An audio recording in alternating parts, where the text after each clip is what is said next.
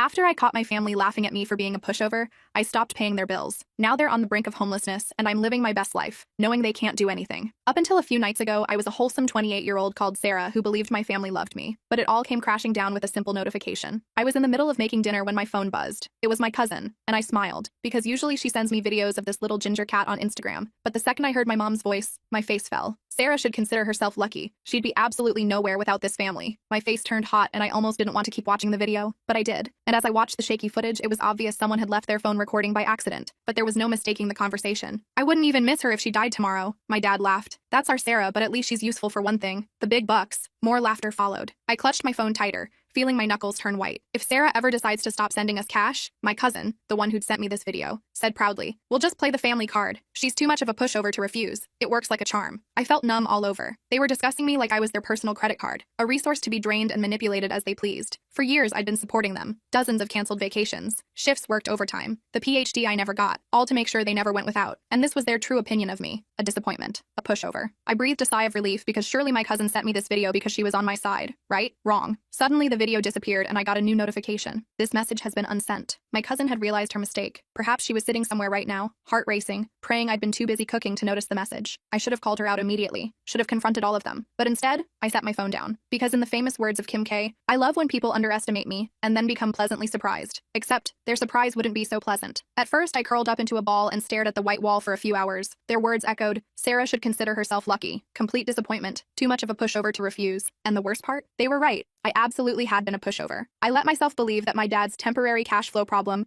somehow lasted 5 years, and resulted in me paying his mortgage for all 5 of those years. My brother's college expenses, which he abandoned after 2 semesters, leaving me with the debt. My mom's constant emergencies that mysteriously aligned with my paydays. The family vacations I funded but couldn't attend because I was working extra shifts to cover their expenses. I'd always done it without question because that's what family does, right? But that single video destroyed every illusion I'd carefully constructed to make myself feel better about being used. And now I had the upper hand because they thought they'd gotten away with it. And their next payment was due in a few days. But this time, things would be different. The following morning, everything felt off. The sunlight filtering through my blinds was the same. My coffee tasted normal, but I felt like I was watching my life from a distance. It was as if I'd been living in a hazy dream and had suddenly woken up to reality. My phone buzzed with a text from my mom. "Morning, honey. Just checking in. Hope you're well." I stared at her message. Too normal. She never texted just to check in. Had I really never noticed this pattern before? Sure enough, minutes later. "Oh, by the way, rent's due soon. Can you transfer it by Thursday? Love you, BTW." There it was, the familiar pattern, but I wasn't playing along anymore. The "love you" at the end felt especially hollow now, just another manipulation tactic. Muscle memory kicked in, and I started to type my usual, "of course," or "no problem" response, maybe even apologize for taking too long. But instead, I deleted everything and simply replied, "I can't this month." I set my phone down and waited, heart pounding in my chest. 4 simple words that I'd never dared to say before. 1 minute passed, then 2 more. "What do you mean you can't?" I could sense her frustration through the screen. I'd never refused before, not once in all these years. I didn't respond right away. I savored my coffee, letting her stew in uncertainty. More messages came flooding in. "Sarah, this is serious. We're counting on you. You know we don't have other options right now." Then my cousin chimed in. "Hey girl, your mom's freaking out. Everything okay?" I nearly laughed. Is everything okay? Everything was perfect, because I decided I deserved to take my life back. I took a deep breath and replied, "I have some unexpected expenses this month. Can't send anything." Followed by a shrug emoji. No lengthy explanation. No apology. The silence that followed told me everything I needed to know. For the first time in years, I'd said no, and they didn't know how to respond. My mom was obviously struggling to find the perfect manipulation tactic, but I, for one, wasn't having that problem. I knew exactly how I was going to get her. I knew all I had to do was play the long game. Finally, her response arrived. "Sarah, what do you mean unexpected expenses? What could possibly be more important than your family?" There was the guilt trip, their favorite strategy. I didn't reply. I set my phone down and went to make more coffee, giving her time to spiral further. Less than a minute later. "You know your brother can't cover rent on his own? If he gets evicted, that's on you." The brother card. Classic. They always knew exactly which buttons to push. But this time, something had changed within me. I felt nothing but a cold clarity. Then, "We raised you, Sarah. We took care of you when you had nothing. Is this how you repay us?" My jaw clenched as I gripped my phone tighter. When I had nothing, I never had their support. I put myself through college, working nights while studying days. I worked multiple jobs to escape their household. The moment I started earning decent money, they latched onto me like parasites. I had nothing because they took everything. They had rewritten history to make themselves the heroes of a story that never happened. My phone buzzed again. "Sarah, sweetie, don't do this. We're family. Your mom's just upset. You know how she gets. Just send the rent money and everything will be fine." Everything will be fine? For who? For them? While I continued to sacrifice my future? I set my phone down, my heart racing. I needed to breathe. I went to the kitchen, poured water, and stared at the wall clock. I could feel something shifting inside me. For years, I'd feared this moment, scared they'd hate me, abandon me if I ever stopped paying. But now I knew the truth. They never loved me. They loved what I provided, and now they'd show their true colors. Buzz. I picked up my phone with steady hands. A message from my dad. Sarah, I don't know what's gotten into you, but this is completely unacceptable. You're being selfish. This family needs you, and you're acting like some entitled brat. Grow up and do the right thing. There it was, the final mask slipping. No more fake sweetness or pretend concern, just demands. The facade had crumbled faster than I expected. As I stared at his words, another notification appeared, a voice message from my cousin. My hands trembled as I hesitated, thumb hovering over the play button. Something told me this would change everything. For a long moment, I just stared at that little play icon. My heart pounded. My cousin never sent voice messages. She typically delivered her passive-aggressive comments via text, with just enough artificial sweetness to trigger my guilt. Slowly, I pressed play. Her voice came through, sharp and irritated. Sarah, listen. I don't know what kind of game you think you're playing, but this isn't funny. Your mother is losing her mind. Your dad is furious, and honestly, I don't blame them. You've always been, well, a little ungrateful. But this is beyond selfish. My stomach tightened, but I forced myself to keep listening. You have a decent job, don't you? You make more than any of us. You don't even need that money. Meanwhile, your family is struggling. And what? You just wake up one day and decide you don't care anymore? A bitter laugh. You owe them, Sarah, after everything they've done for you, after all the sacrifices they made. They gave you life, and now you're just going to walk away, pretend they don't exist? What kind of daughter does that? She exhaled sharply, and I thought she was finished. But then, you know what? Her tone darkened. If you really want to be that kind of person, fine. But don't expect them to forgive you. Don't expect to come crawling back when you realize how much you need them. Because once you cross this line, there's no coming back. The message ended. Silence. I sat with my thumb hovering over the replay button. My ears rang and my hands felt numb. The audacity was almost impressive. Not a single word of concern for me, just anger that their financial support system was threatening to collapse. I should have felt scared or panicked. I should have been scrambling to fix things and apologize. But instead, I felt calm. More than calm, I felt liberated. She had just confirmed everything. They didn't love me. They didn't respect me. They didn't even see me as a person. I was just their ATM. And the moment I stopped dispensing cash, I became nothing to them. Well, maybe it was time to become nothing. My phone buzzed again with a message from my mom. Last chance, Sarah. Send the rent. I stared at the message for a long time. No, I love you. No, we're worried about you. Just a demand, naked and unadorned with any pretense of affection. Then, without hesitation, I blocked her. I blocked my dad. I blocked my cousin. Just like that, for the first time in years, I was free. Or so I thought, because the next day, my brother showed up at my door. The knock came at an ungodly hour, when the sun was barely peeking over the horizon. For a moment, I considered ignoring it. Maybe it was a neighbor or an early package delivery. Anything but what I knew it actually was. Another knock followed, louder and more insistent. The kind of knock that said the person wasn't going anywhere until they got what they wanted. I took a deep breath, braced myself, and opened the door. There stood my brother, his face contorted between anger and desperation. His clothes were wrinkled as if he'd slept in them. His eyes were bloodshot and wild. Are you serious, Sarah? His voice cut like a knife. What the hell is wrong with you? I kept my expression neutral. Good morning to you too. He scoffed, running fingers through his disheveled hair. Don't do that. Don't act like this isn't a big deal. You blocked everyone. Mom's freaking out. Dad's losing his mind. You're just, what? Cutting us off? Pretending we don't exist? I crossed my arms and leaned against the doorframe. I don't know, Tyler. Maybe I just got tired of being treated like an ATM. His jaw tightened. Oh my God. Not this again. Not this again? I laughed bitterly. I've been paying your rent for years. I've covered your utilities, your groceries,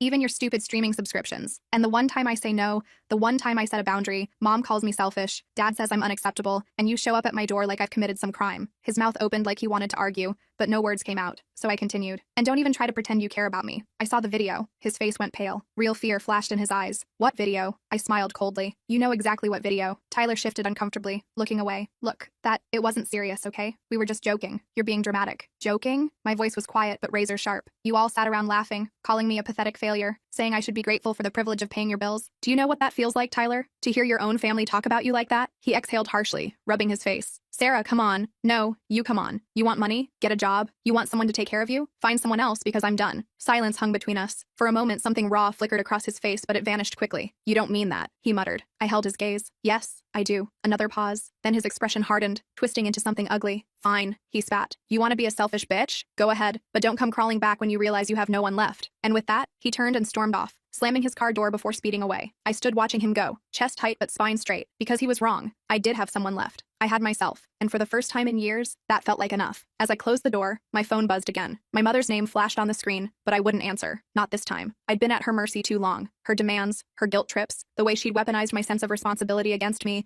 manipulating me into surrendering everything just to keep her from falling apart. Not anymore. I turned my phone face down and walked away. The truth was, I was done being their financial safety net, done with the lies and manipulation. They'd never once asked how I was doing or considered the toll it took on me to constantly bear their burdens. I'd carried their weight for years. My mother's, my father's, my brother's, all all while they acted like I owed them for simply existing, like my life was just one endless repayment plan for their supposed sacrifices. No one had ever asked what I needed. No one had ever truly cared about me. Now I was taking control. The next morning, as I sat in my living room, the silence felt heavy. The weight of my decision was settling in, but there was no regret, just a strange sense of unfamiliarity. I'd spent so long catering to their needs that I hardly remembered what it felt like to put myself first. Then my doorbell rang. Tyler again. I could tell by the impatient, demanding knock. I opened the door slowly, keeping my expression neutral. "Sarah," he began, his usual arrogance gone, replaced by something almost pleading. "You need to listen to me." I didn't invite him in. I stood firmly in the doorway, arms crossed. "I don't need to listen to anything you have to say." He blinked, taken aback. "No, you don't understand. Mom's freaking out. Dad keeps calling me, asking what's going on. They don't know how to fix this. You've cut everyone off. You can't just leave us hanging like this." I scoffed. "Oh, I'm sorry. Did you think I was going to keep enabling you? Keep paying your rent and bills while pretending everything was fine? No, Tyler. I'm done being the family bank account. I don't care how much any of you beg." Anger flashed in his eyes. "You're acting like we've never done anything for you, like we're all just users." I didn't flinch. "I know exactly what I've been to all of you. A cash machine, a free ride, and I'm done with it." His face contorted. "You can't just leave us hanging. You owe us, Sarah." The words stung, but they didn't break me. They only strengthened my resolve. I'd been waiting to hear those exact words, the naked truth finally spoken aloud. "I owe you? I've given you everything. I paid for your apartment, your groceries, your bills, while you sat back and watched me do it. And you want to talk about owing?" His fists clenched. "You'll regret this. You'll regret cutting us off." I couldn't help but laugh. "No, Tyler. You'll regret it, because I'm not the one who needs you anymore." Without waiting for his response, I slammed the door in his face. I could hear him swearing on the other side, but I didn't care. For the first time, his anger didn't scare me into compliance. It felt good, but I knew the drama wasn't over. This was just the beginning. They wouldn't let go easily, not when they had so much to lose. That night, my phone buzzed with a text from my dad. "We raised you, Sarah. Don't think you can just walk away from everything we've done for you. You're making a huge mistake. Come back. We'll talk. We'll fix this." I could almost hear the desperation beneath his commanding tone, the panic of someone watching their safety net disappear. I sat for a moment, phone in hand, considering what to do next. I could have ignored it. I could have blocked him too. But I had a better idea. I wasn't just going to block them. I was going to make them confront every lie, every moment they'd taken me for granted. Starting now. I went to my desk and opened my laptop. It was time to send them a message they'd never forget. I stared at my computer screen, fingers hovering over the keyboard. I wasn't going to let them waltz back into my life as if nothing had happened. I was done being their punching bag. This time, I was taking control. I gathered all my financial records, every payment I'd made for their bills, every bank transfer, every check I'd written to cover their emergencies, every time I'd canceled plans for myself because they needed me financially. Years of receipts, years of sacrifice, years of being drained dry while they took and took and took. I realized as I scrolled through these records that I could have bought a house by now, could have traveled the world, could have invested in my future. Instead, I'd invested in theirs, and they hadn't even had the decency to pretend to be grateful. I drafted an email with a note at the top. "Here's a detailed summary of everything I've done for you over the years. I'm done being your lifeline. I won't be your ATM anymore, and I refuse to let you make me feel guilty for choosing myself. Consider this my final statement. You don't owe me money, but you owe yourself the realization of how much I've sacrificed because I thought family was supposed to support each other, not drain each other dry." I attached all the receipts, all the bills, all the payments, every single transaction that proved how much I'd given and how little I'd received in return. I wanted them to see the numbers in black and white. I wanted them to face the magnitude of what they'd taken from me. Then I hit send, but I wasn't finished. I logged into the family group chat where they'd kept me on edge with their endless demands. I scrolled through years of messages, reading all the times they'd guilted me into helping them, all the family emergency messages that were really just normal expenses they expected me to cover, all the times they'd praised me publicly while privately draining my accounts. Then I did something unprecedented. I replied, "You all talk about what you've done for me, but you've forgotten how much I've given up for you. Here's the reality check. You never needed me. You just used me. I'm done. This is my last message. Don't contact me again." I sent it. The silence afterward felt almost sweet. I leaned back, letting the weight of my decision wash over me. For once, no calls, no guilt trips, no pretending they had any power over me. They could keep their manipulations and empty promises. I was free. Free to live my life, to save for my own future, to put myself first for once. Free from constantly checking my phone, wondering what financial crisis awaited me next. Just as I thought it was over, I received one final message from Tyler. "You're making a mistake, Sarah. You'll regret this. Family sticks together." I smiled to myself. He was trying to get under my skin, but it wouldn't work anymore. The threat was hollow. They had no power over me except what I gave them, and I was taking it all back. I didn't need them. I had my life, my freedom, and that was enough. I had dreams and goals I'd put on hold for far too long. Now I could finally pursue them without guilt, without interruption, without constantly emptying my pockets to fill theirs. It wasn't the dramatic confrontation I'd imagined. It was quieter, more deliberate, and infinitely more satisfying.